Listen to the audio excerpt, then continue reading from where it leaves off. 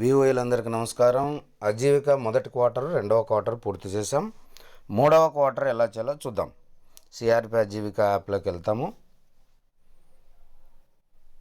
ఇక్కడ చూడండి, total members 52 మందిని చేశారు గత క్వార్టర్లో. అక్కడ సెలెక్ట్ చేయగానే ఈ విధంగా మనకు పేర్లు, అంటే గతంలో చేసిన పేర్లు కనిపిస్తాయి.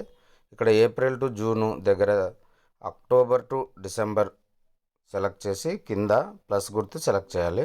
ఇక్కడ చూడండి, ఒక విండో వస్తుంది. ఈ సభ్యులు గతంలో చేసిన వాళ్ళేనా అంటే, మనం ఫస్ట్ క్వార్టర్, సెకండ్ క్వార్టర్ చేసిన వాళ్ళకే మూడో క్వార్టర్ చేయాలి కాబట్టి ఇక్కడ ఎస్ అని పెడతాము. ఇక్కడ కింద మెంబర్ నేమ్ సెలెక్ట్ చేయగానే సభ్యుల పేర్లు ఆటోమేటిక్గా డిస్ప్లే అవుతాయి. ఈ విధంగా ఒక సభ్యురాలని, ఈ సభ్యులకే మనం మూడో క్వార్టర్ చేయబోతున్నాం. ఓకే చేస్తాము. ఇదిగోండి, ఇక్కడ బేసిక్ డీటెయిల్స్ అడుగుతుంది. బేసిక్ డీటెయిల్స్ మనం గత క్వార్టర్లోనే ఎంటర్ చేసాం కాబట్టి ఆటోమేటిక్గా డిస్ప్లే ఉంటుంది. సేవ్ అండ్ కంటిన్యూ చేసి ప్రొసీడ్ చేస్తాము. ఇక్కడ ఫండ్స్ డీటెయిల్స్ కూడా మనం గత క్వార్టర్లో ఇక్కడ ఎంటర్ చేసాం. చూడండి, బ్యాంకులోని 50,000 ఇచ్చినట్టు కింద ఎంటర్ చేసాం. ఈ క్వార్టర్లో ఏమన్నా మళ్ళీ ఇచ్చింటే ఎంటర్ చేస్తాం, లేదంటే నెక్స్ట్ కొట్టేస్తాం అంతే.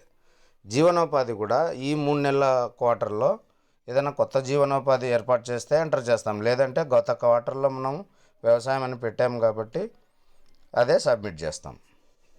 ఇదిగోండి, ఈ విధంగా గాజుల నాగమ్మ పార్షల్ కంప్లీటెడ్ అని వచ్చింది. ఇక్కడ సెలెక్ట్ చేసి ఇప్పుడు జీవనోపాధులు, ఆదాయ వ్యయాలు వేయాలి. ఇక్కడ క్రాప్ బేస్డ్ సెలెక్ట్ చేసుకుంటాం. యాడ్ సీజన్ ఇప్పుడు రబీ అవుతుంది కాబట్టి రబీ సెలెక్ట్ చేసాం. ఏ పంట వేసింటే అది. ఈ విధంగా ఎంటర్ చేస్తాం మనం.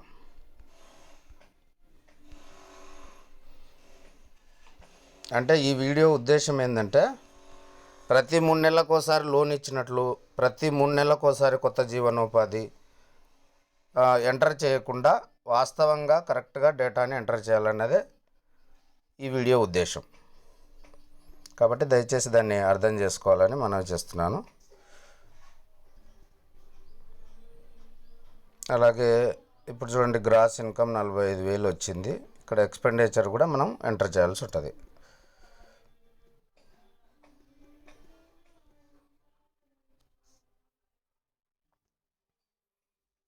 ఈ విధంగా పెట్టుబడి, ఆదాయము, ఖర్చులు తీసేగా ఇక్కడ చూడండి, 45,500 కానీ 29,500 నెట్ ఇన్కమ్ అయింది.